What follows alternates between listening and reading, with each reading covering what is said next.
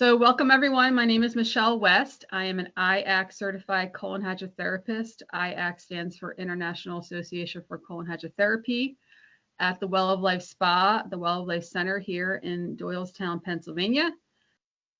And I've been a certified colon hydrotherapist for 14 years and a licensed esthetician for 18 years.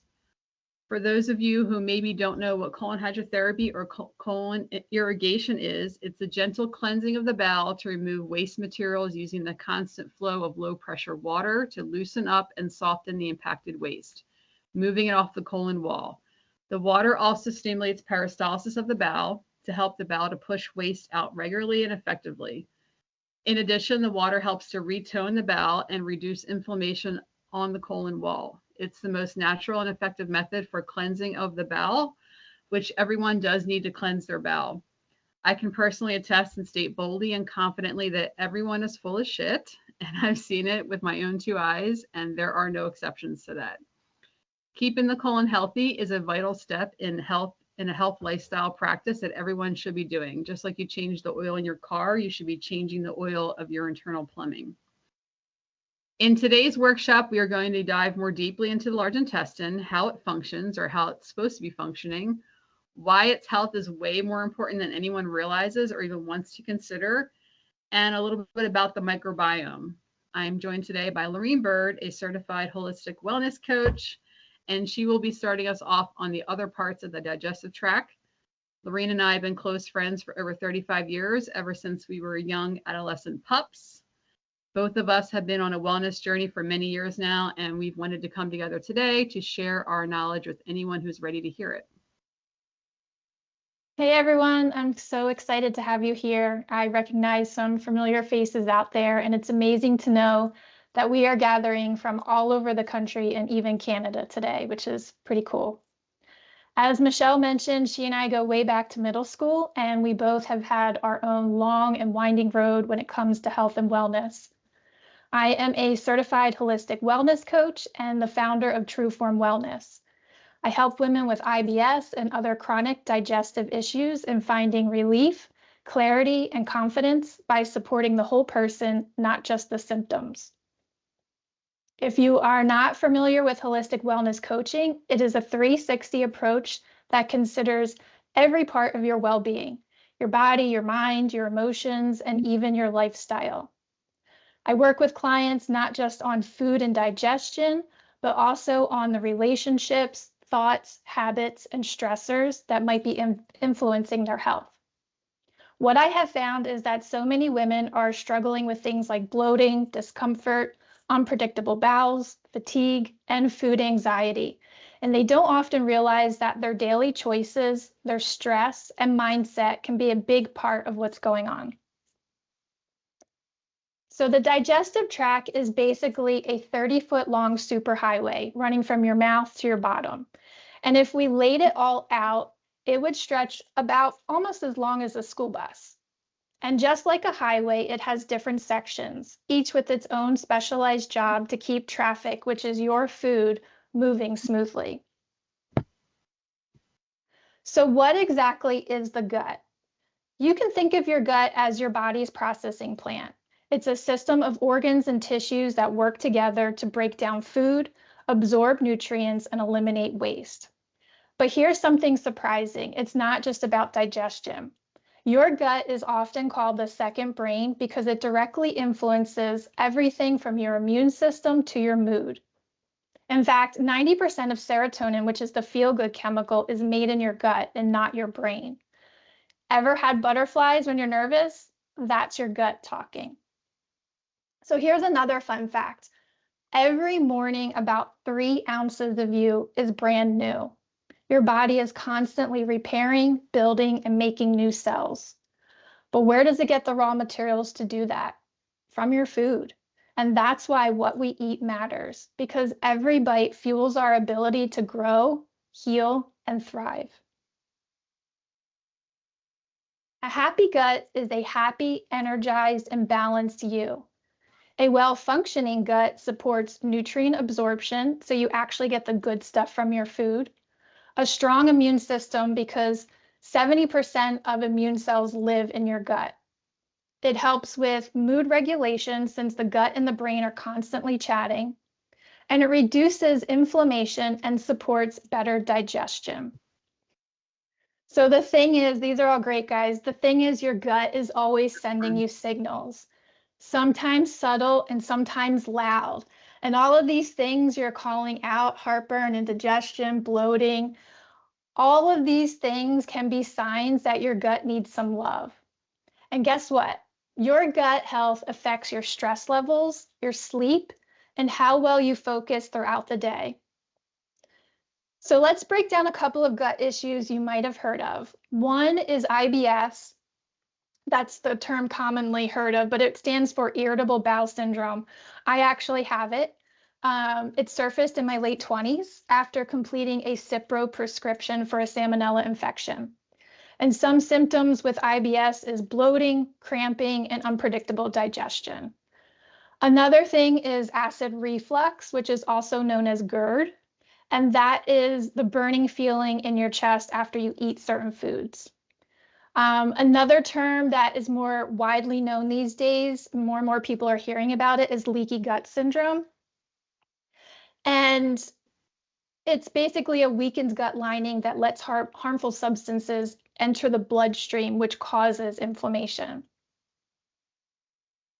So what causes these gut issues? It's not just what we eat, it's also how we live. Poor gut health can stem from diets high in processed foods and refined sugars, stress, because yes, stress messes with digestion. It's also from lack of sleep because your gut needs rest too, and overuse of antibiotics or certain medications. There are three major sections of the gut, and we will cover each, but from a high level, there's the digestive tract, which starts in your mouth, goes into the esophagus, and then into the stomach. There's the mid-digestive tract, which is your small intestine. It's the nutrient extraction zone. And then there's the lower digestive tract, which is your colon. It's important to keep in mind that your gut is your wellness superpower. By taking care of your gut, you are supporting your entire body. When your digestion is smooth, your energy, your mood, and even your immune system all improve. Now, I know I just mentioned the first part of the gut is the upper digestive tract and starts with your mouth, but actually, digestion starts before you eat. Digestion is sneaky. It starts working before you even take that first bite. Just thinking about food signals your body to prepare for digestion. Ever smelled fresh baked cookies and immediately felt hungry? That is your gut gearing up for action. And now we start with the upper digestive tract. Most people think digestion happens in the stomach. And as we just learned, digestion starts before we eat. And the next stop on the digestive highway is not your stomach, but your mouth. Your saliva, just like we experienced in the lemon test, contains enzymes that start breaking down food before it even reaches your stomach. And we all know our stomach doesn't have teeth, and that's why chewing so well is important. If you don't break down the food properly in your mouth, your stomach and your intestines have to work overtime to compensate. And you can kind of think of it like an assembly line. If the first worker doesn't do their job properly, the rest of the team has to scramble to fix it. So that's where these next 4 practices come into play. Mindful eating. You want to enjoy the moment. Mindful eating is about paying full attention to the experience of eating. It's a practice of being present with your food, engaging your senses to notice the flavors, the textures, the smells. When you eat mindfully, you're not distracted by your phone or the TV. You're focused on food, which helps improve digestion. When we eat mindfully, we not only enjoy our food more, but we also give our digestive system the time it needs to properly process everything. So the next time you eat, I invite you to try putting down your fork between bites, chew slowly, and notice the flavors. You might be surprised how much more enjoyable your food becomes when you give it your attention. Intuitive eating is listening to your body. Intuitive eating takes this a step further by listening to your body's natural hunger cues. Because your body is smart. It tells you when it's hungry and when it's full. But the problem is we don't always listen. So before you eat, ask yourself, am I really hungry or am I eating out of habit or emotion? Slow eating. All right, I got a lot of friends on this call, so the people who know me know that I am the slowest eater. And I know Michelle's laughing. The idea is here, you want your body time to catch up. I know we have all rushed through meals at some point, but eating too quickly can overwhelm the digestive system. Slow eating involves taking your time to chew your food thoroughly, allowing your body to properly signal to your brain when it's full. Because it could take up to 20 minutes for your brain to realize that your stomach is full. So by slowing down, you're giving your body the time it needs to process the food and avoid overeating. Remember, chewing more equals less work for your gut. So chew more, breathe between bites, and give your body the time it needs to say, hey, I'm good. Conscious eating is choosing foods that nourish you. Think of food as fuel for your body. Conscious eating means making choices that support your health, like choosing whole, nutrient-rich foods instead of processed ones. Ask yourself when you're getting something to eat, will this food help me feel good and energized? So by practicing mindful, intuitive, slow, and conscious eating, you're giving your gut the best possible start. Better digestion means better energy, mood, and overall well-being. And I would love for you to try over the next week to try just incorporating one of these habits into your meals and notice the difference in how you feel. After chewing, your food embarks on a short but action-packed journey through the esophagus and into the stomach. And this is where the real breakdown begins. Once you swallow, you don't have to do anything else. Your body just takes over. Your esophagus is like a muscular water slide that sends food down to the stomach using wave-like contractions. Even if you were hanging upside down, your esophagus would still push food to your stomach. That's how strong these contractions are. Your stomach isn't a food storage tank. It's like an active blender. It churns, it mixes, it bathes foods in powerful acids to break it down into a semi-liquid. But what is in the stomach acid? Well, we have hydrochloric acid, which is really powerful. It's strong enough to kill harmful bacteria and starts breaking down your food. There's also digestive enzymes, which starts breaking down the proteins into smaller parts that your body can eventually absorb. And why does the role of stomach acid and digestive enzymes matter? Well, if this part of the digestive process isn't working properly, if your stomach isn't producing enough acid or enzymes, your food can't break down in the way that it's supposed to. And that means instead of it being absorbed efficiently, it could just sit in your stomach too long, it will ferment, and it will lead to things like bloating, which we saw everyone typed in the chat, gas, discomfort, and even nutrient deficiencies.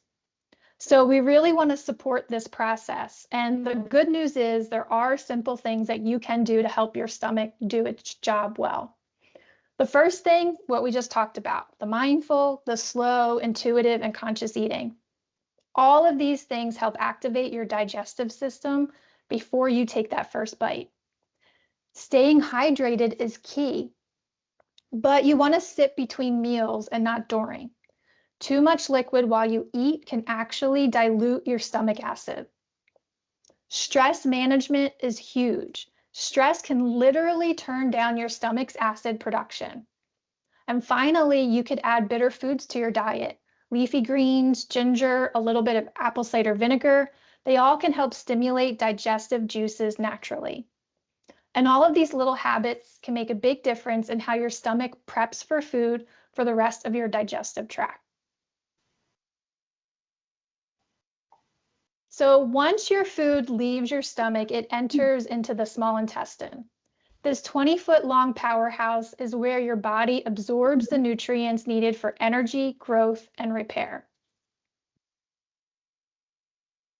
If you're dealing with low energy, nutrient deficiencies, or sluggish digestion, your small intestine might not be absorbing nutrients efficiently. So let's take a closer look at what needs to happen in the small intestine for you to get the full benefit of your food. The process starts with digestion. As your food leaves your stomach, it mixes with digestive juices, enzymes from the pancreas, and bile from the liver. These break down proteins, fats, and carbs into smaller components your body can use. Tiny finger-like projections absorb these nutrients and send them straight into your bloodstream. Once absorbed, those nutrients become fuel. Carbs give you quick energy, proteins help rebuild and repair tissue, and healthy fats support things like your brain, your hormones, and your cells. It's important to note here, though, that without proper absorption, even the healthiest foods won't benefit your body. And then this whole process relies on 3 key sections of the small intestine, each with their own special job. The duodenum is like the launch pad. This is where bile and enzymes kick digestion into high gear. The jejunum is the MPV of nutrient absorption, and the ileum finishes up absorption, especially for things like B12 and bile acids that your body recycles. The small intestine is your body's ultimate nutrient extractor. And when it's working well, you feel energized, you feel clear-headed and strong. And there are ways that you could support your small intestine. You could eat fiber-rich foods, and which help keeps things moving and support gut bacteria. So here you can think of veggies, fruits, whole grains. You want to support your stomach acid, which we just talked about. Proper breakdown in the stomach makes absorption easier in the small intestine. You want to feed your gut microbiome, and Michelle will talk about the microbiome in a bit, but from a high level, prebiotic foods, which are veggies, legumes, whole grains, nuts, seeds, fruit, prebiotic foods like this feed your gut bacteria. Probiotic foods, which are fermented veggies, yogurt, kefir, kombucha, they add more new beneficial bacteria into the gut. Together, they help your gut produce postbiotics, which are beneficial byproducts, basically waste that these little critters create. But it supports your immune system, reduces inflammation, and maintains a healthy gut lining. You want to also reduce inflammatory foods. Processed foods, excessive sugars, alcohol, all irritate the gut lining. And I know I mentioned this earlier, but stay hydrated. Water helps nutrient transport and prevents sluggish digestion. So now I'm going to pass it off to Michelle to wrap it up with the lower digestive tract and our microbiome. Okay, so the very last part of the digestive tract is the large intestine, also known as the colon. The large intestine is 5 feet long in most adults, but can be up to 6 feet long. It begins in the lower right quadrant of your abdomen and has 6 main sections: the cecum, the ascending colon, the transverse colon, the descending colon, the sigmoid colon, and the rectum. The first section of the colon is called the cecum. The last section of the small intestine, which is the ileum, joins the cecum at the sphincter, which is called the ileocecal valve. This is a one-way trap door, so to speak, that goes from the small to the large intestine. Material does not flow from the large intestine into the small. This would only happen in rare circumstances of a septic colon that is so impacted from end to end that the waste starts to push back into the small intestine. If someone has this issue, at that point, you're in big trouble and need to get yourself to an emergency room, and that would happen in an individual who hasn't had any bowel movements for many weeks on end. The large intestine is about 2.5 inches in diameter, a much wider diameter than the small intestine, which is about 1 inch in diameter. The walls of the colon can stretch out to a much larger diameter if waste just keeps getting stuck and keeps accumulating. The appendix hangs off of the cecum. We've all been told for years that the appendix serves no function at all. This was the general thought in the medical community, but that's shifting. It's now believed that the role of the appendix is to act as a sanitizing station for the large intestine. It incubates many cultures of good bacteria and shoots them into the cecum when there is an overgrowth of bad bacteria. In addition to some good for us bacteria being grown and stored in the appendix, there are many other species of good bacteria that colonize throughout the entire length of the large intestine. I will come back to the microbiome in a bit, but first let me continue with explaining the other sections of the large intestine and their functions. So whatever food material that is still left over after going through the small intestine that the small intestine didn't deem to be useful, it gets dumped into the large intestine. Food particles that the stomach acid wasn't able to break down often make it through the small intestine intact. The bile and the enzymes from the liver, gallbladder, and the pancreas does not do well breaking down plant material that wasn't thoroughly chewed, especially vegetables more so than fruit. Therefore, undigested vegetables often end up in the large intestine. I've seen it many times over the years. When I give people colonics, I've seen undigested pieces of green leafy vegetables, carrots, mushrooms, corn, asparagus, tomato skins, and potato skins. Those are the most common food materials that I've seen come out of people during their colonic sessions. And I just wanted to emphasize how important it is to be mindful with how much you're chewing your food, especially when you're eating a salad. Contrary to the myth that red meat often putrefies in the colon because it doesn't get digested enough by the stomach, I have never seen anything come out of anyone that looks like any type of undigested meat. And our stomach acid is actually better at breaking down meat than it is at vegetables. I mean, as long as the vegetables are chewed very thoroughly, it can break it down. But if you don't chew the vegetables enough, it doesn't, the stomach acid is not equipped to break it down.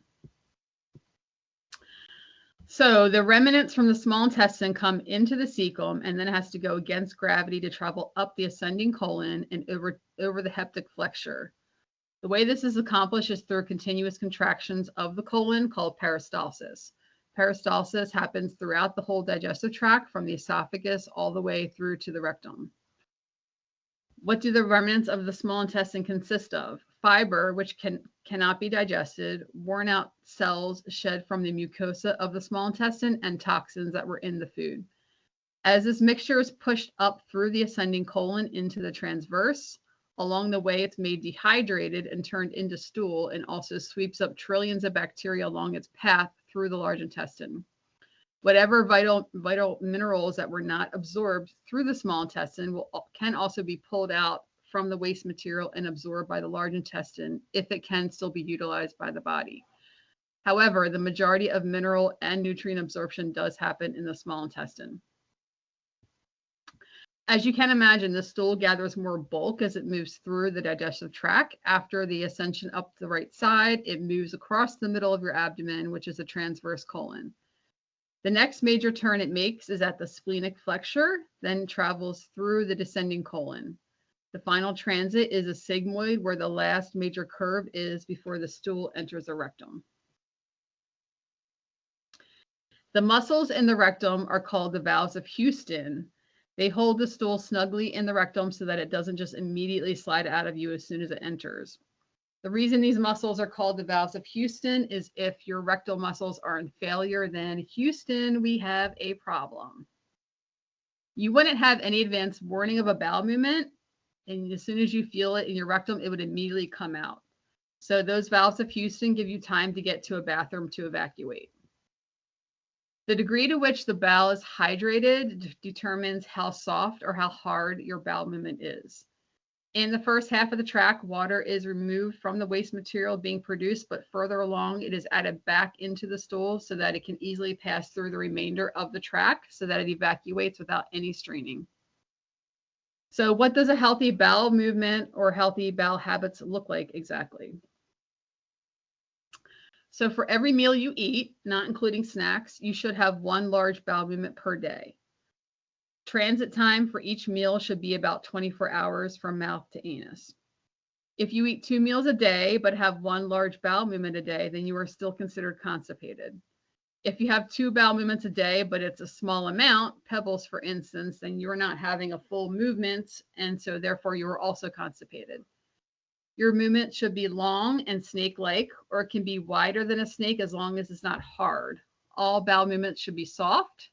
It should be medium brown in color, like a chestnut brown color, and it should come out within seconds without any pushing. It should have very little to no odor. A strong odor, contrary to popular belief, is not normal.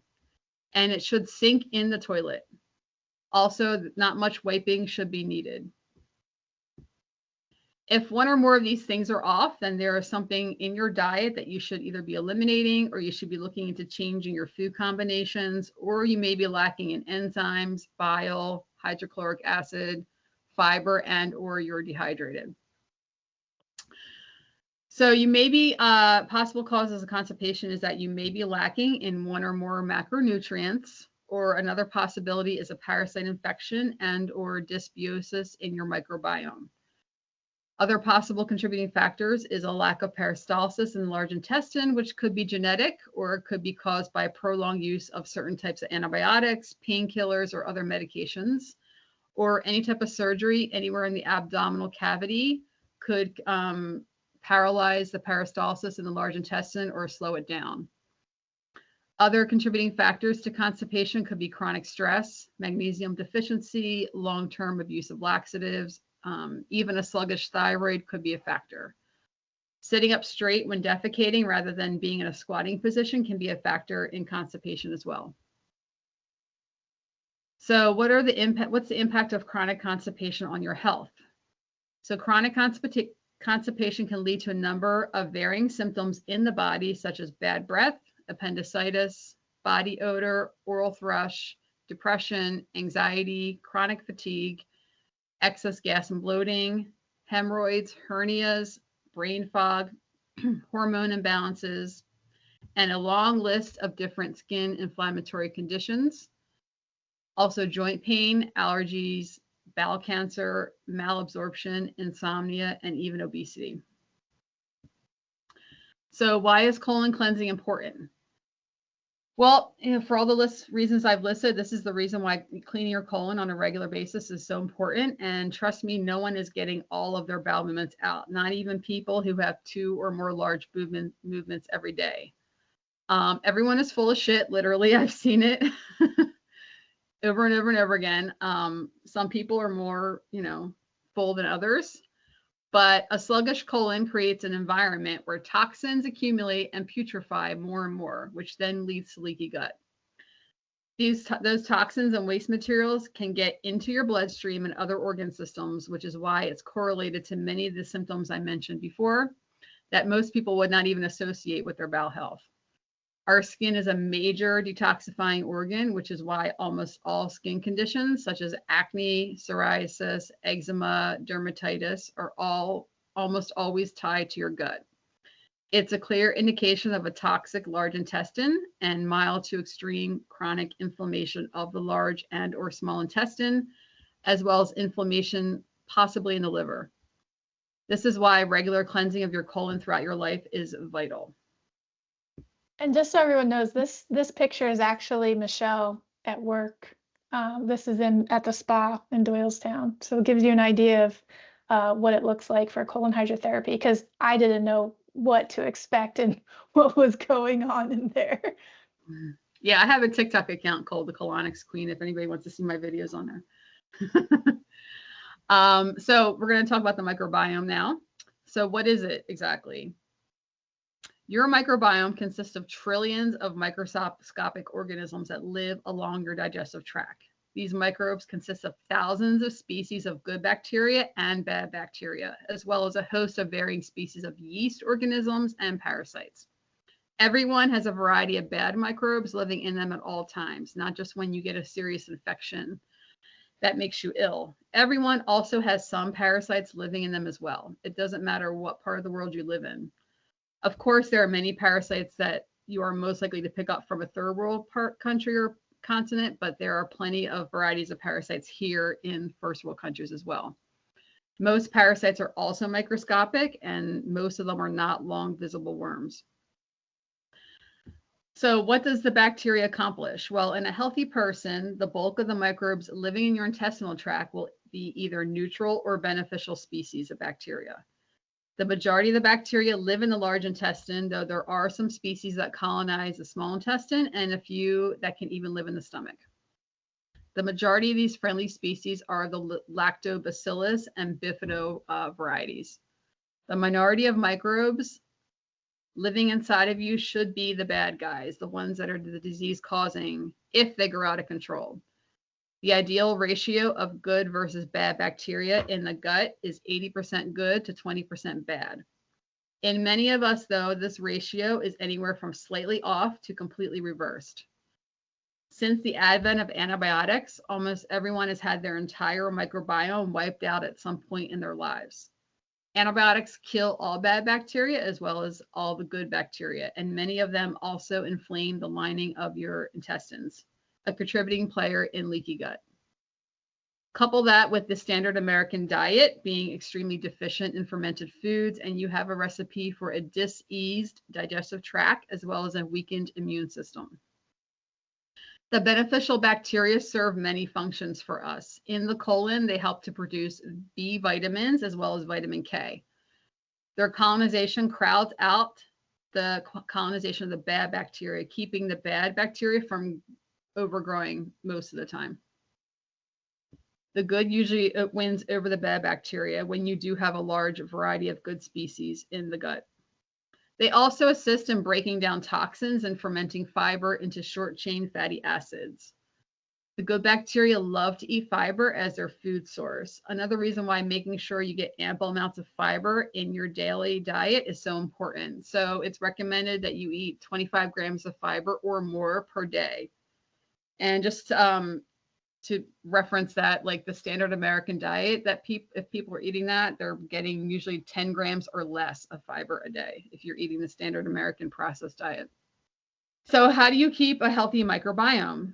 Well, it's extremely important to not only clean your colon regularly, but to keep a continuous healthy microbiome flourishing. There are two ways to acquire and maintain a strong microbiome, and that is from eating a diet high in fermented foods and or taking a high quality probiotic supplement. Fermented foods that you can consume regularly are kimchi, sauerkraut, pickled beets, kombucha, which is a fermented drink, kefir, yogurt, which plain yogurt is best, and buttermilk. If you aren't a fan of these foods, then taking a high quality probiotic daily is best, or doing a combination of the two is ideal. So a high quality probiotic is one that has a long list of species, and they'll always list the species on the back label of the supplement.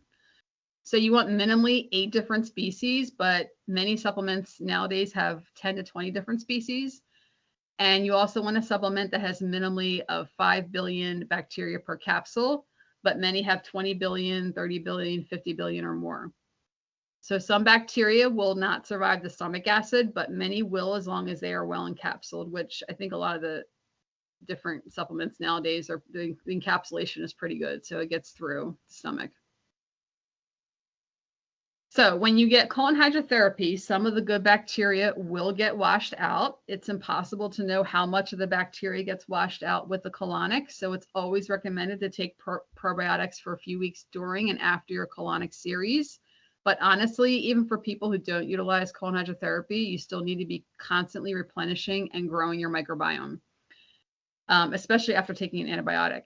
It's vital to your short-term and long-term health goals. So the recommendation for colon hydrotherapy is a minimum of 5 colonics in a 2 to 4 week period of time. And it's ideal to be getting 1 to 2 colonics per week during that series of 5 or more to get a thorough clean out. And after the initial series, I recommend getting a minimum of 2-3 colonics every season, but optimally 1 colonic per month, which is like, I usually give myself at least 1 colonic every month. Sometimes I do more than 1, but usually I do 1. So if you continue to be constipated after the series, then 1 to 2 sessions per month after the initial series is recommended. And I also normally do like a series on myself at least once a year. So I usually do a series of 5 on myself once or twice a year, and then I give myself 1 or more colonics per month. All right, so thank you for everyone for attending. And if anyone has any questions, we are open to taking questions now.